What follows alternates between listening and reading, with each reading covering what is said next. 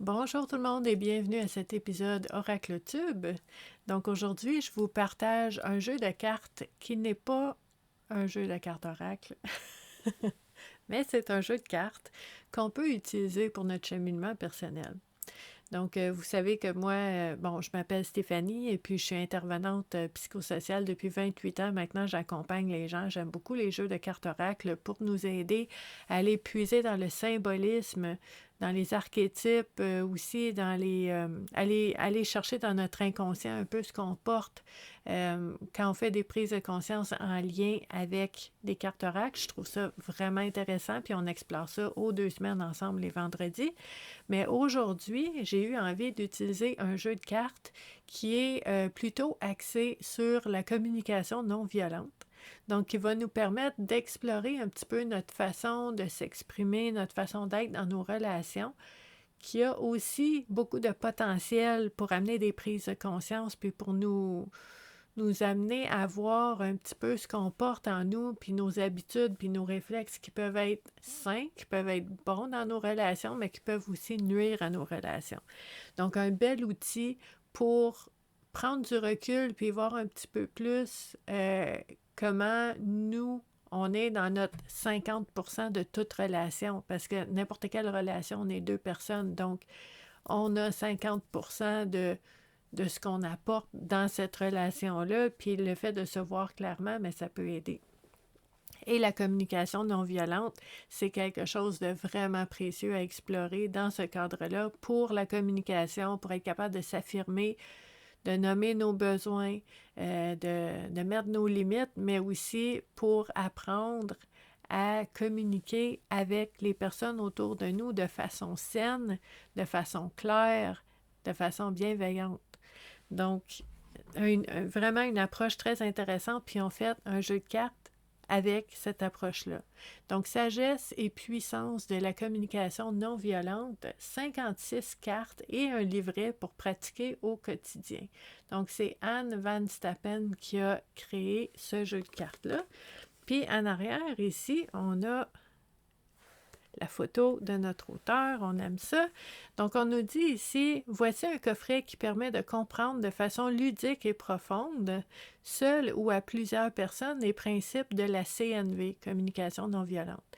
Les citations de ce jeu de 56 cartes complétées par un livret explicatif représentent la quintessence et la sagesse d'un processus de communication au service du vivant.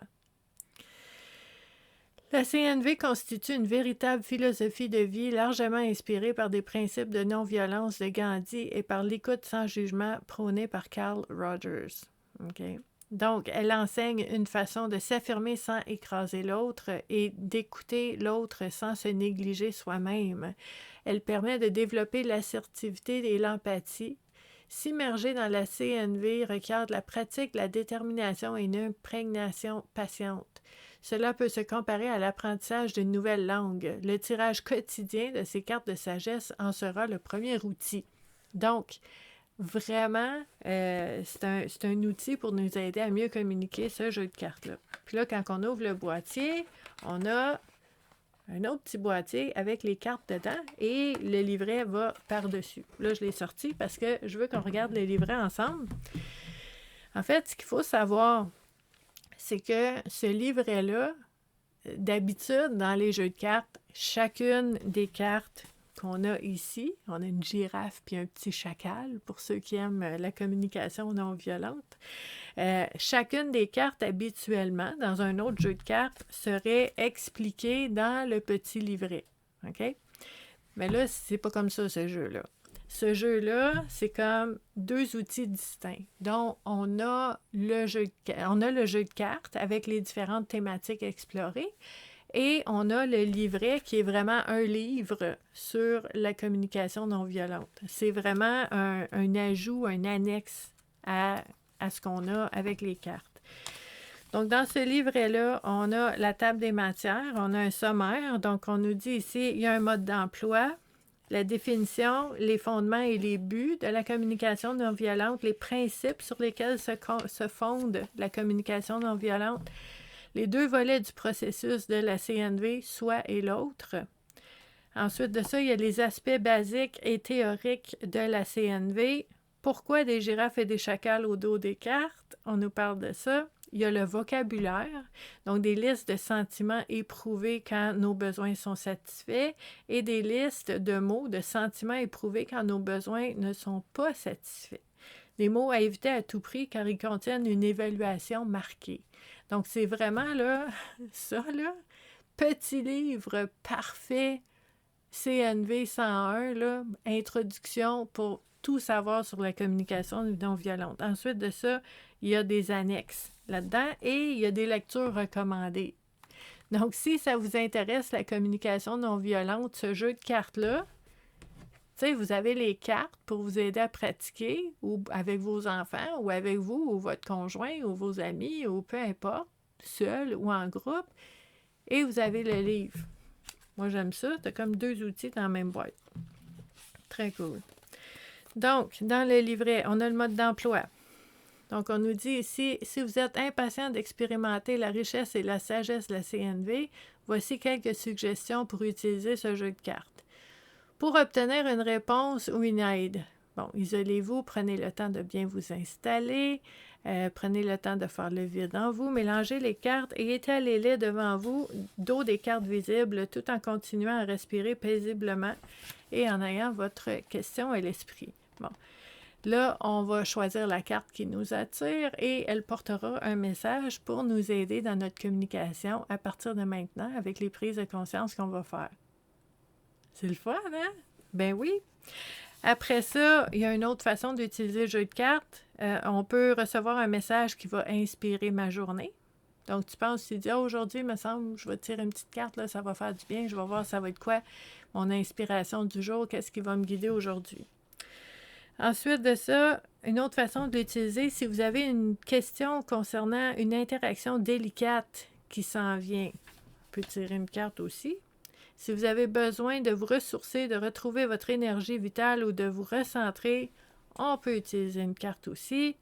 On nous dit aussi, si vous êtes blessé au sein d'une relation et que vous aimeriez le dire et être entendu, il y a des trucs, des indices, des outils là-dedans. Si vous voulez renouer ou réparer une relation où l'autre est blessé, il y a de l'inspiration là-dedans aussi. Donc, quand même intéressant. Ensuite de ça, dans le livret, on a les définitions, les fondements et les buts de la communication non violente. Fait que ça, introduction. On veut savoir c'est quoi la CNV, on va lire cette partie-là. On nous dit ici, la CNV est constituée de 4 étapes. L'observation des faits de façon neutre, l'identification et expression des sentiments, découverte des besoins à l'origine des sentiments vécus et formulation d'une demande claire, concrète et négociable. C'est un défi, la CNV, là. C'est comme les gens qui me connaissent personnellement, vous m'avez certainement déjà entendu dire ça. Moi, j'ai tendance à répéter que quand je pose une question, quand je fais une demande, quand j'espère quelque chose et qu'il y a un point d'interrogation à la fin, moi, je m'attends à ce que ça puisse être oui, non, peut-être plus tard ou ça ne me tente pas. Toutes les réponses sont possibles parce que je pose une question. Je ne suis pas en train de faire une exigence. Donc, quand la CNV nous dit de s'affirmer de façon aussi négociable, ça ne veut pas dire que nous, on va piler sur nos valeurs puis on va se faire du mal. Ce que ça veut dire, c'est que l'autre a le droit de dire non. Et mon besoin est encore légitime. Donc, peut-être que je vais aller devoir cogner à une autre porte. Demander ailleurs, parce que cette personne-là a le droit de me dire non. Elle a le droit de ne pas être disponible, de ne pas être là, de ne pas être présente, que ça ne tente pas. Tout ça, elle a le droit, là. Et moi, j'ai le droit d'avoir besoin de quelque chose. Donc, c'est quand même intéressant, la CNV. Donc, on nous parle des aspects basiques et théories de la CNV. Donc, on nous parle d'auto-empathie. Puis ça, vous allez le voir dans les cartes tantôt. On nous parle de l'empathie envers les autres. On nous parle de l'expression de la colère. On a le droit d'être en colère, même c'est sain d'être en colère, c'est correct. Et on a aussi une notion de gratitude dans cette communication-là. Donc, c'est tous des éléments que vous allez voir dans les cartes tantôt. Et dans la section vocabulaire, écoute, ce petit livret-là, là, tu veux des outils, là, t'en as. Vocabulaire, OK? Liste des sentiments éprouvés quand nos besoins sont satisfaits.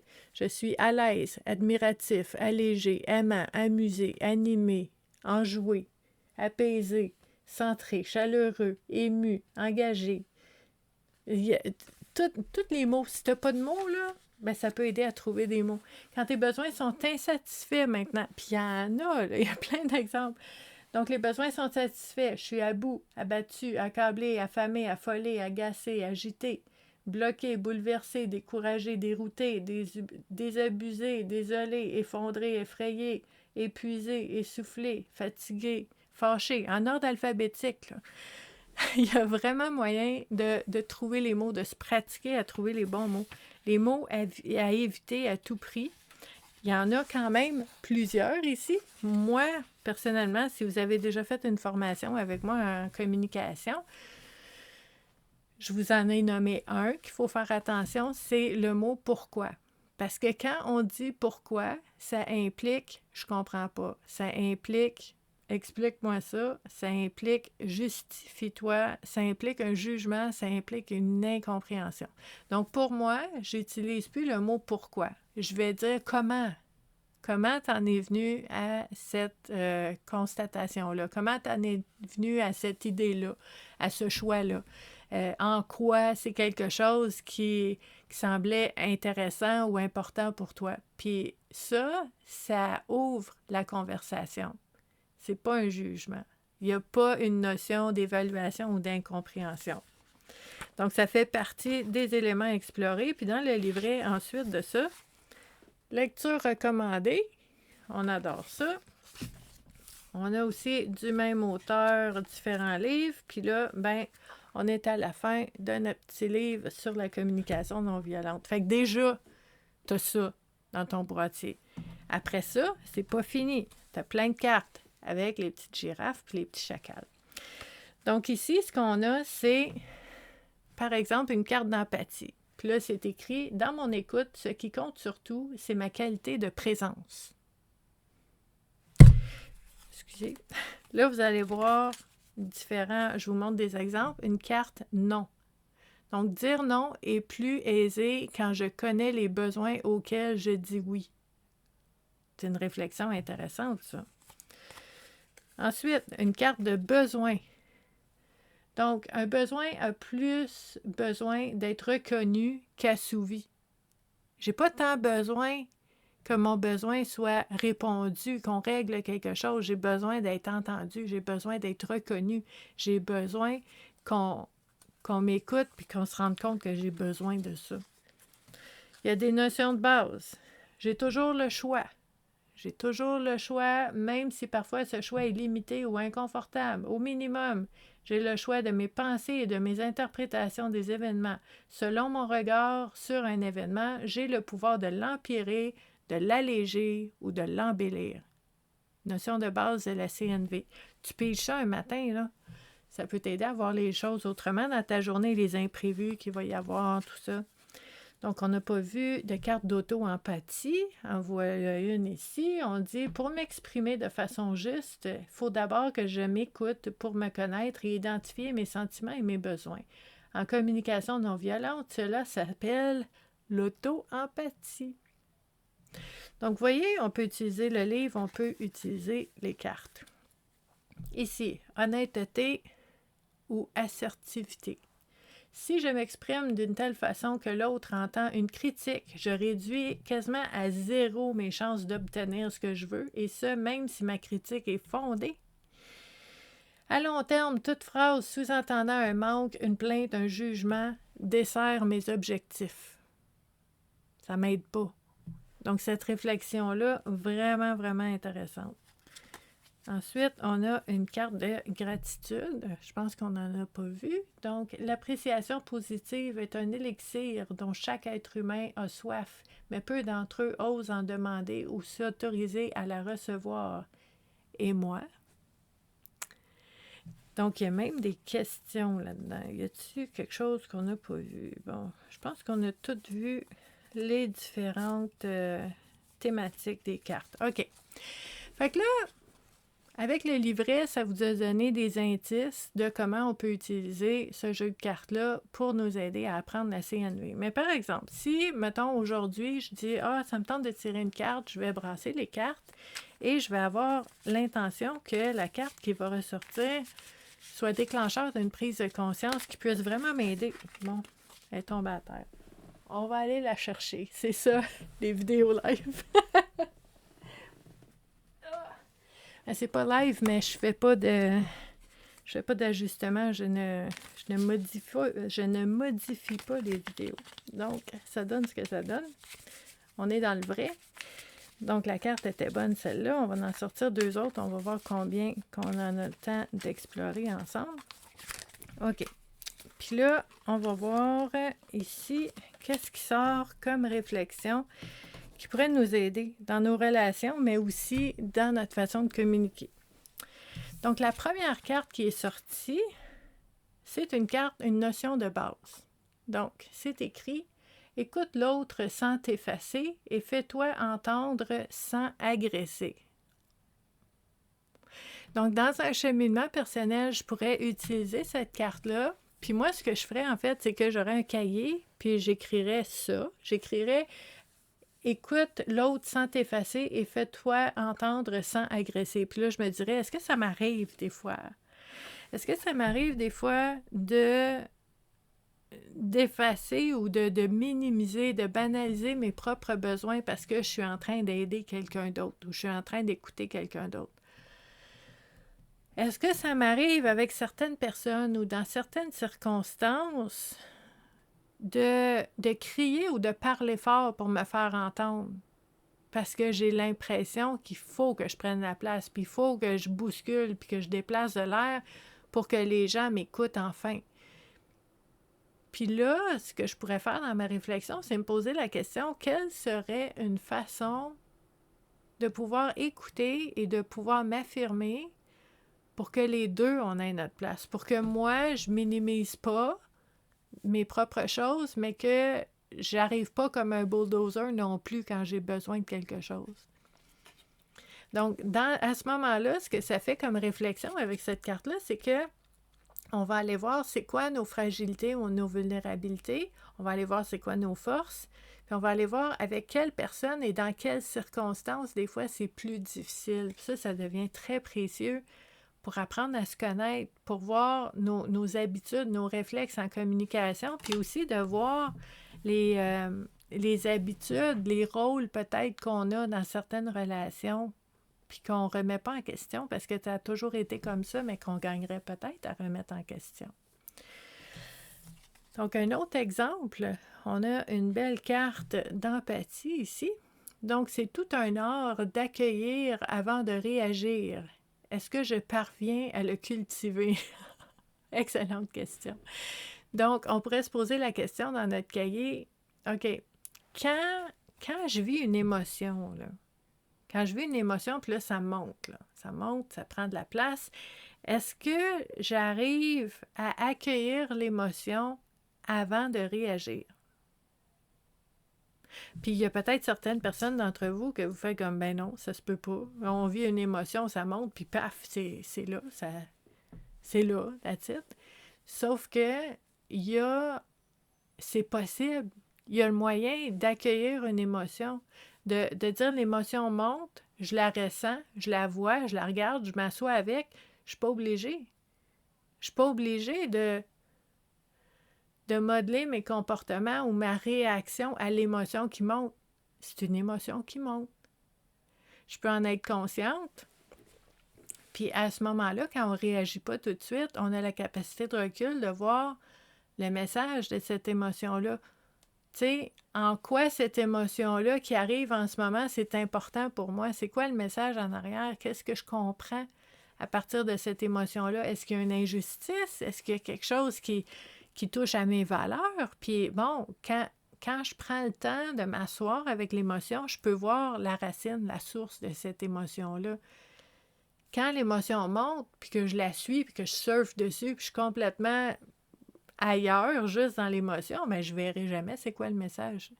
je suis juste portée par l'émotion, puis je me perds dans le tsunami, là. Fait que ça fait partie de la communication non violente, puis c'est vraiment intéressant à explorer. Donc, c'est vraiment, vraiment une belle carte, celle-là, pour aider à mieux se connaître, puis à choisir autre chose, peut-être. Donc, en fait, vous voyez comment ce jeu de cartes-là, avec le livret, mais aussi avec les cartes, peut aider à explorer notre façon de communiquer maintenant, notre façon qu'on avait de communiquer avant, et de voir comment ces façons de communiquer-là ont des avantages et des inconvénients, puis peut-être choisir autrement, de dire, bon, mais je vais essayer de réagir ou de faire autrement quand je vis telle émotion ou quand quelqu'un me parle de telle chose, bien, je vais essayer de passer par un autre chemin pour voir ce que ça fait. Puis c'est ça, je trouve intéressant aussi, parce que, tu sais, vous savez, hein, si je vous accompagne en individuel, on parle souvent de votre laboratoire de vie personnelle. Vos relations, les endroits où est-ce que vous allez, vos choix, vos décisions, tout ça, c'est votre laboratoire personnel. C'est là qu'on apprend à se connaître, c'est là qu'on essaye des nouvelles choses, puis qu'on se pratique, puis on s'exerce, puis on voit ce qui fonctionne pas, on adapte, on ajuste. Puis c'est dans la vraie vie qu'on fait ça. Donc, j'aime beaucoup un outil comme ce boîtier-là pour la communication non violente parce que c'est vraiment un superbe outil. Puis, tu as tout ce qu'il faut pour débuter vraiment une belle exploration de cet outil-là dans ta propre vie. Donc, si c'est quelque chose qui vous intéresse, en fait, je vais vous mettre sous la vidéo un lien pour en savoir un petit peu plus sur ce jeu de cartes-là. Et je vais aussi vous mettre sous la vidéo toutes les différentes plateformes où est-ce que vous pouvez nous rejoindre, la communauté Vivre à coup de cœur, pour pouvoir échanger tous les jours sur le bien-être, la santé mentale et le cheminement personnel. Donc, ça va me faire plaisir d'explorer tout ça avec vous à tous les jours. C'est vraiment précieux. On a des beaux échanges, il y a beaucoup d'entraide, beaucoup de respect. Et c'est vraiment une communauté où est-ce qu'on chemine ensemble. Donc, ça fait partie de briser l'isolement, puis de savoir qu'on n'est pas seul, puis de tester des choses ensemble aussi. C'est vraiment très, très, très bien. Donc, je vous souhaite la bienvenue. Et puis, je vous dis à la prochaine. Bye!